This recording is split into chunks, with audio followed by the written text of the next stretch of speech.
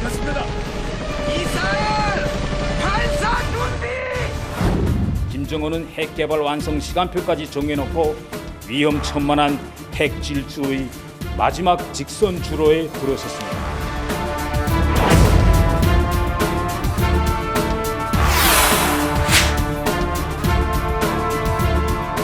조만간에 반드시 6차 핵실험을 감행할 것이다. 김정일의 생일이 있는 4월 10일.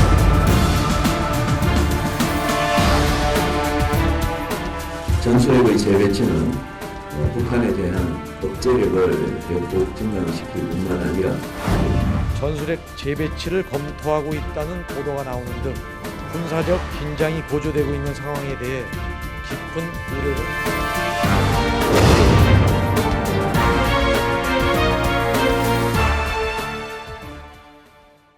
네, 19대 대선에 출사표를 던지고 바쁜 나날을 보내고 계신 두 분을 모셨습니다.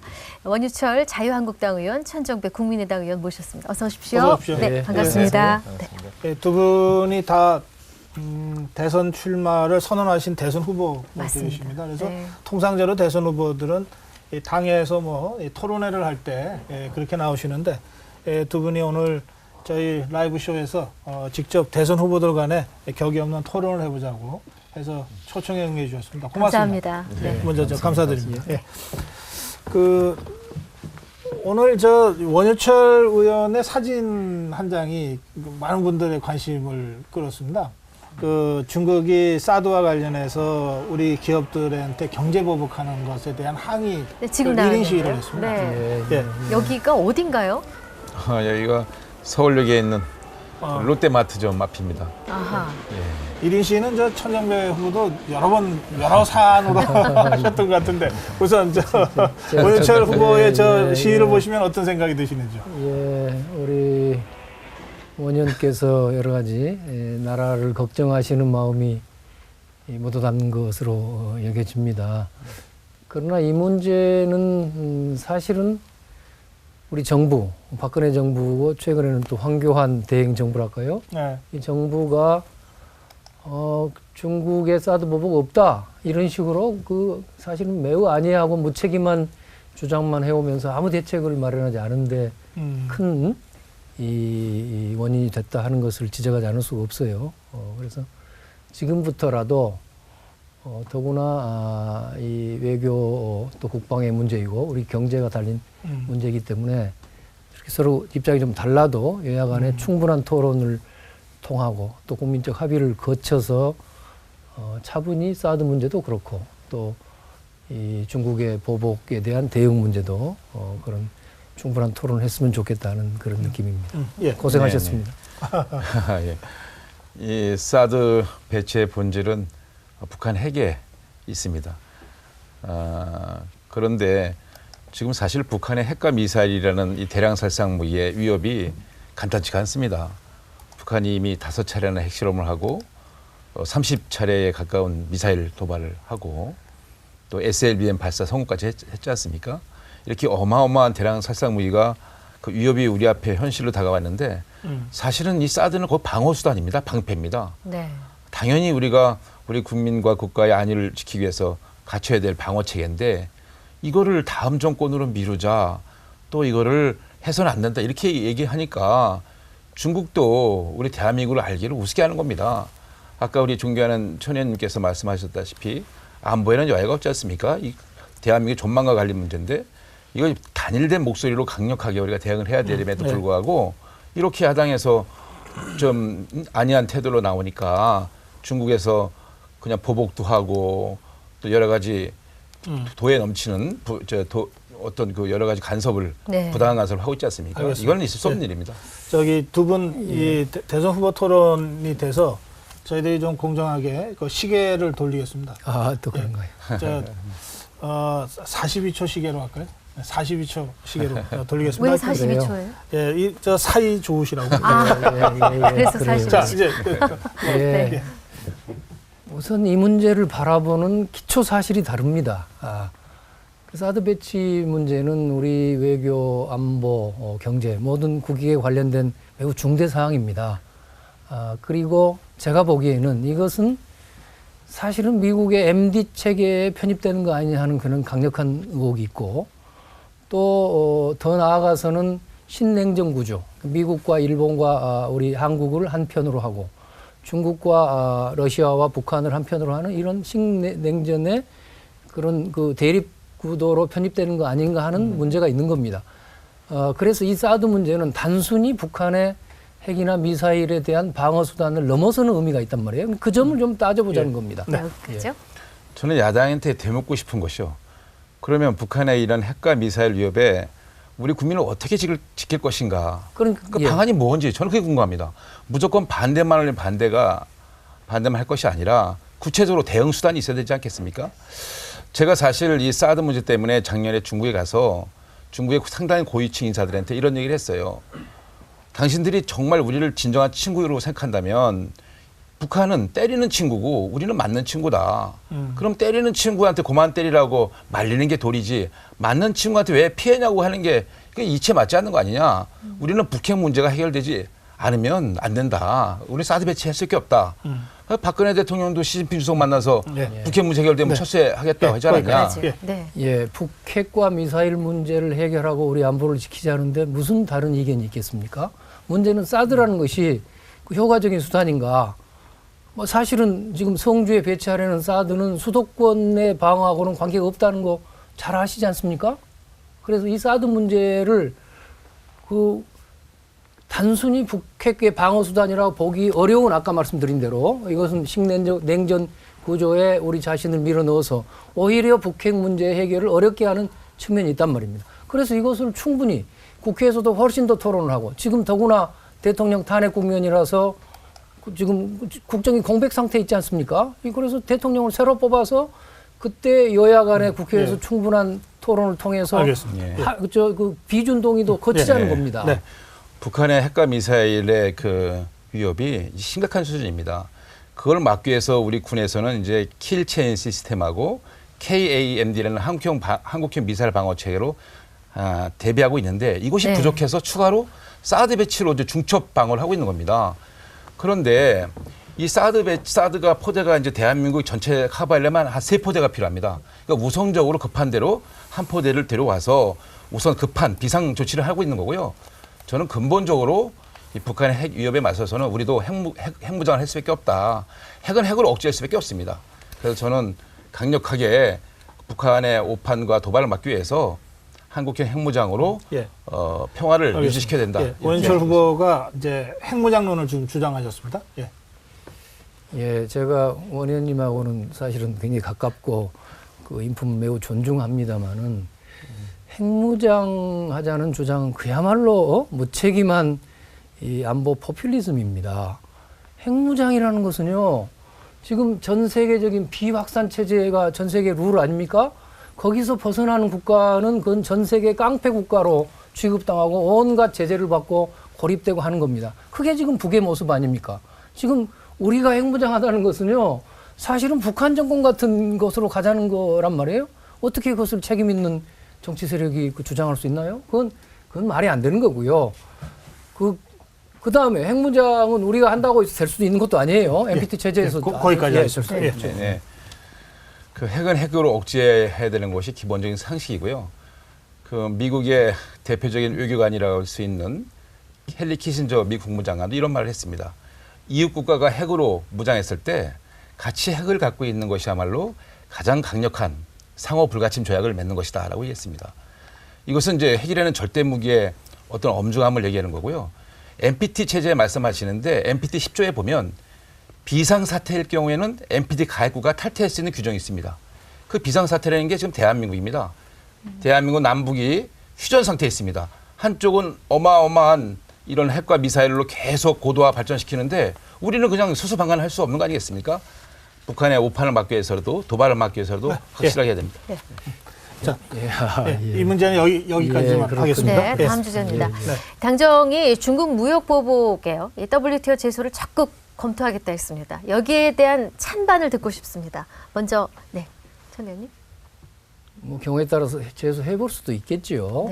그러나 제소해서 그것이 해결되는데 아마 우리 뭐 늘 그렇습니다만 재판이라는 것이 몇 년도 걸리고 뭐 부지하설이거든요. 근데 당장에 지금 중국의 그 관광객들이 지금 안 온다고 그러고 이런 문제들 해결하는 데 있어서 그 하나도 실효적인 수단이 될 수 없습니다. 그래서 뭐 그건 너무 한가한 이야기고요. 앞으로 검토해서 하려면 할 수 있습니다. 그러나 당장 지금 우리 경제에 미치는 이 중국에 의한 보복 조치에 의한 손해에 대해서는 유효한 수단이 될 수가 없죠. 그래서 예. 네. 저는 지금 계속 중국이 태도 변화 없이 부당한 이런 사드 보복한다면 WTO에 제소해야 된다고 보고 있습니다. 강력하게 우리가 대응해야 됩니다.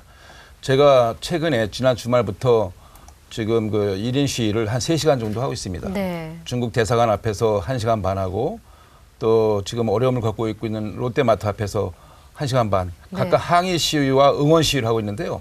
지나가는 시민들마다 그러세요. 우리가 손가락이 빠른 이더라도 이번에 양보하면 안 된다.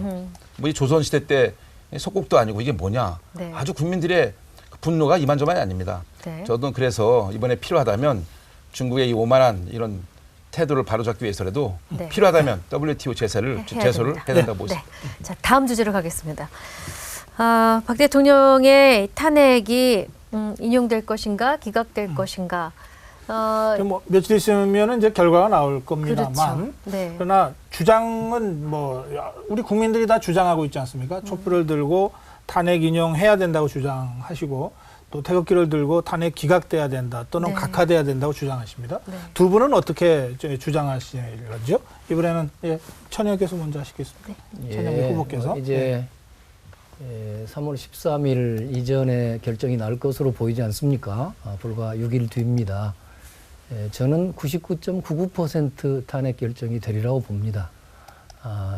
이것은 헌법재판의 일부로서의 탄핵이라는 것이 일종의 재판입니다. 그래서 그동안 박근혜 대통령이 최순실 뭐 일당과 함께 했던 여러 헌정문란 또 특별히 뭐 뇌물을 받았던 그런 범죄 사실 이런 것들이 지금 백일화에 다 드러나 있지 않습니까? 그래서 그 점이 명백하게 입증이 돼 있기 때문에 헌법재판관들이 도저히 그 기각하는 판결을 쓸래야 쓸 수가 없다고 생각합니다. 네. 이게 살인범에 대해서 예컨대 그 재판관이 설령 그 피고인하고 좀 개인적으로 가깝다 하더라도 그것은 무죄 판결을 내릴 수가 없는 것이 재판이지요. 알겠습니다. 예. 저와 자유한국당에서는 뭐 당연히 인지상정으로 이번에 헌재 결정이 기각이나 각하되기를 바라죠. 예. 그런데 지금 탄핵 심판의 결과가 인용이 됐던 또 기각이 됐던 저는 후폭풍이 들었습니다. 그 이후에 닥쳐올 대한민국의 쓰나미 같은 후폭풍을 우리가 어떻게 말 것인가. 이걸 우리가 정말 정치권에서 진지하게 고민할 때다. 그래서 저는 두 가지를 제안했습니다. 첫 번째는 정치권에서 빅테이블을 마련해서 대선 주자와 여야 당 지도부가 함께 이 정치 일정을 새로 잡고 또 대선 일정을 새로 잡아서 국민들에게 정국 불안감을 해소해 드릴 수 있는 새로운 좀 묘안을 내보자라는 것도 제안했고요. 또 한 가지는 헌재 결정에 무조건 승복하자. 무조건 승복하는 우리 협약식을 국민들 앞에서 갖자. 네. 이렇게 제안한 바가 있습니다. 네. 아무튼 국민들께서 많이 걱정하실 텐데 우리 정치인들 특히 이번에 대선 주자들의 그 역할이 또 상당히 중요하기 때문에 이 점에 대해서 좀 더 고민을 우리가 함께 해야 될 것 같습니다. 예, 그 원희철 후보의 제안, 그 정치 지도자들이 거리로 나가지 말고 뭐 승복하는 결의라도 하자. 어떻게 보십니까? 저는 우리 국민들의 역량을 신뢰합니다. 탄핵이 결정됐다고 해서 물론 그 순간에 박근혜 대통령은 이제 대통령직을 잃게 되죠. 네. 그럼 현재 헌법 질서 내에서 60일 이내에 대통령 선거가 이루어집니다. 그것을 어느 누구도 그 방해하거나 바꿀 수 없다고 생각합니다. 그 헌법을 정지한다는 것은 쿠데타 아니겠습니까? 지금 쿠데타가 가능한 지금 세상이 아닙니다. 우리 국민들의 저는 역량 신뢰합니다. 그래서 지금 뭐 대선 주자들이 승복을 선언하자. 저는 막 그 뜻을 나쁘다고 볼 필요는 없습니다만은 승복을 선언하고 말 것도 없는 겁니다. 헌재 결정, 현재 탄핵 결정은 알겠습니다. 그 자체로서 최종적인 결정은 누구도 불복할 수 없는 일입니다. 저는 이제 이 촛불 시위하고 태극기 시위, 그러니까 촛불 집회하고 태극기 집회 했을 때 제발 대선 주자들은 거기 현장에 가지 말아라. 명색이 대한민국의 대통령이 되겠다는 분들이 대한민국의 민심을 쪼개는 데 가서 앞장서서 촛불을 들고 태극기 흔들면 되겠느냐. 네. 우리는 민의 광장인 여의도에서 어떻게 하면 국민들의 그 민심을, 드러난 민심을 우리 같이 머리를 맞대고 합의낼 수 있는 정치적인 대타협을 할 수 있는 것을 좀 하자라고 간곡하게 호소를 했습니다. 마주 달리고 있는 두 기차라고 할 수 있는데 촛불 집회가 태극기 집회가 가서 그걸 세울 생각 안 하고 그 올라타서 기름을 벗어도 되겠습니까? 솔직히 대한민국 대통령이 왜 되겠다는지 모르겠습니다. 여기까지요. 예. 반론 있으십니까? 아니면 뭐 그래요. 취지에 지금, 반대하시는 건 아닌데. 예. 그러나 이제 상황 인식이 지나치게 편파적이지요. 지금 국민들은 절대 다수가 이번 기회에 대한민국이 좀 제발 깨끗하고 정의로운 나라로 좀 바뀌었으면 하는 그런 열망을 가지고 계십니다. 그리고 그동안 넉 달이 넘도록 수천만 명, 연인원 1,500만이 넘는 시민들이 모여서 촛불을 들고 했지만 거기서 뭐 조금도 어떤 폭력적인 것이 없었지 않습니까? 그래서 평화로운 국민들의 의사표시에 의해서 국민혁명이 진행되고 있습니다. 이런 국민들과 서로 소통하고 국민들의 토론하고 그 뜻에 또 옳다고 그러면 동참하고 하는 것은요. 예. 정치인으로서의 당연한 권리이기도 하고 의무이기도 합니다. 무슨 다른 폭력적인 사태라든가 또는 무슨 허위 사실을 주장하고 다녀서는 안 되죠. 그런 알겠습니다. 정치인도 있습니다만은 네. 저는 대선 주자들일수록 그런 현장에 알겠습니다. 나가서 국민과 함께 해야 한다고 생각합니다. 그 허위 사실 퍼뜨리고 다니는 정치인이 있다고요? 뭐 그런 분들도 들어 있는 것으로 보입니다. 네, 알겠습니다. 예. 이 정치의 영역이 그 민심을 담아내는 용광로 역할을 해야 되지 않겠습니까? 저는 일반 시민들이 본인의 정치적인 의사표시를 하기 위해서 집회도 나갈 수 있고 시위도 할 수 있다 봅니다. 네. 그렇지만 정치인들이 그걸 담아내서 뭐 정책도 만들어내고 입법도 해야 될 사람들이 거기 가서 쫓아가서 촛불 들고 있고 태극기 흔들어서 되겠습니까? 저는 그 점을 문제 삼는 거고요.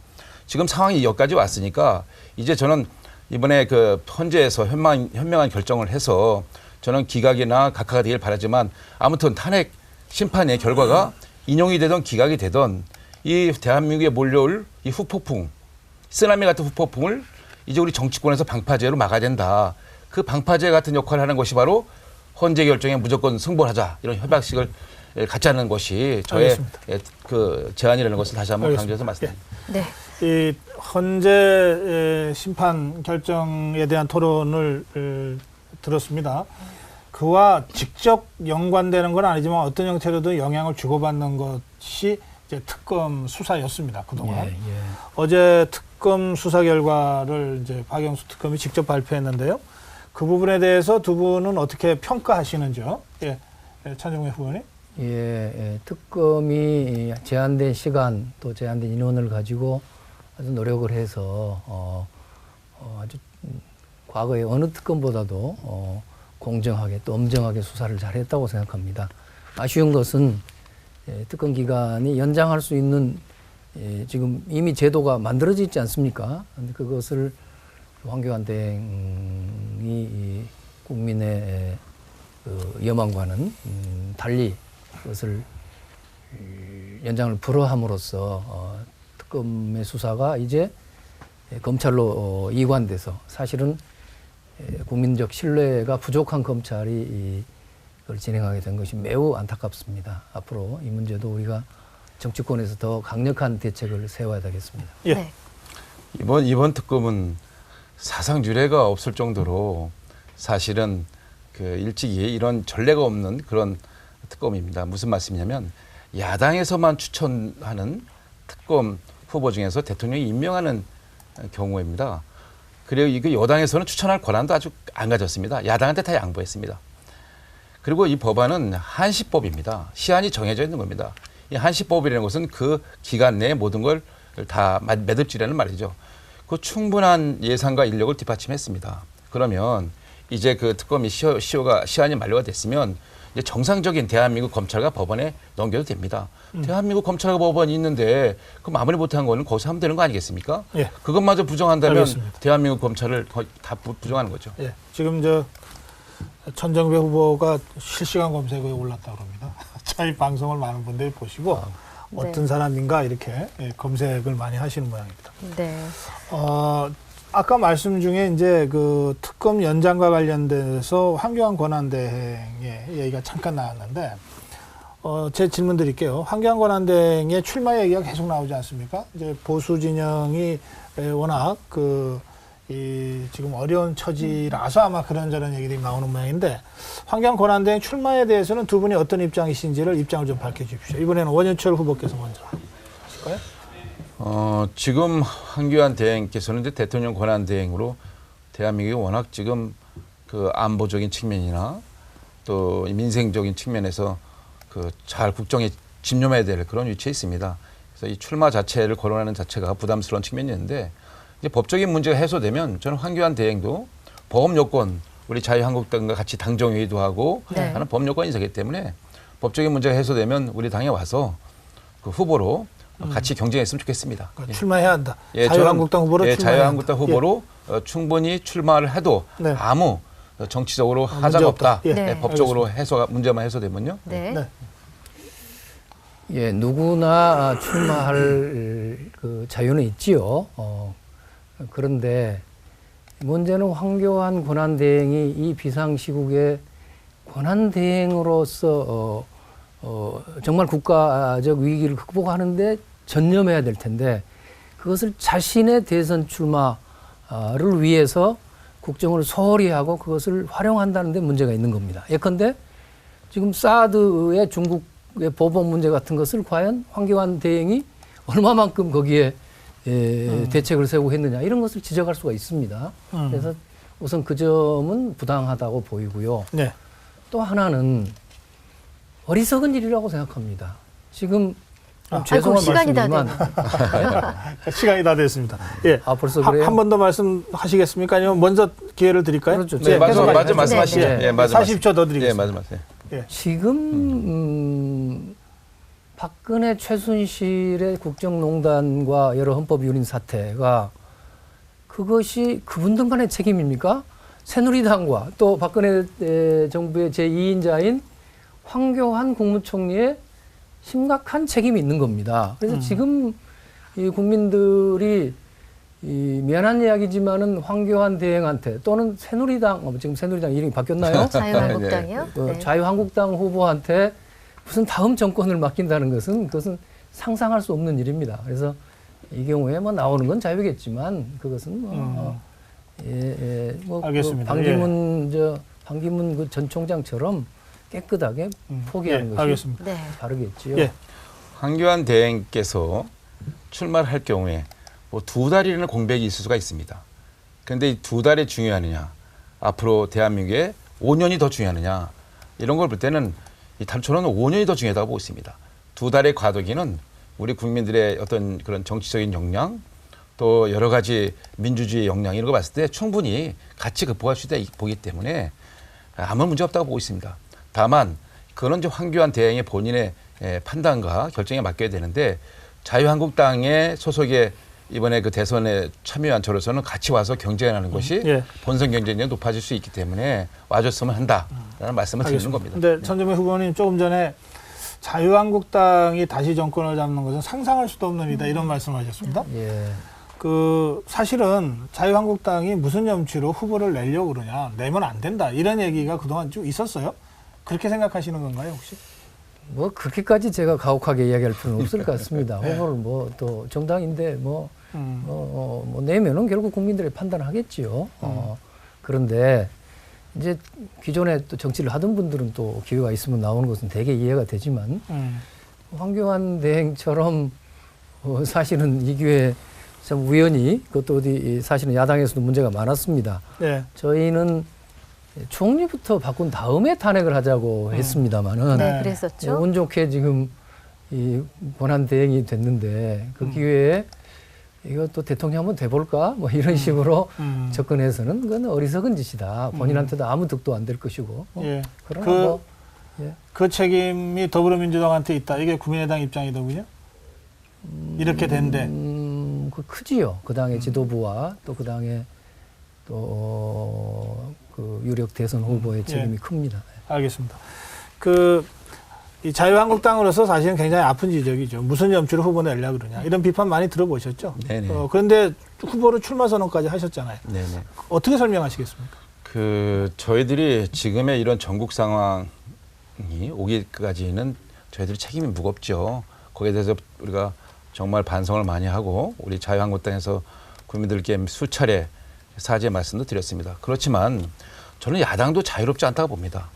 저희들 보고 국정농단 세력이라고 저희들을 이렇게 비판하시는데 저는 민주당을 비롯한 야당도 국정방해 세력입니다. 제가 원내대표할 때 끊임없이 국민의 안전과 또 북한의 인권 문제에 대해서 인권법, 테러방지법 통과하자고 할 때 필리버스터로 방해하고요. 또 노동개혁법 사실 꼭 일자리 만들고 경제 살리는 민생법안이거든요. 이런 거 전부 발목을 잡고 하나도 협조 안 했습니다.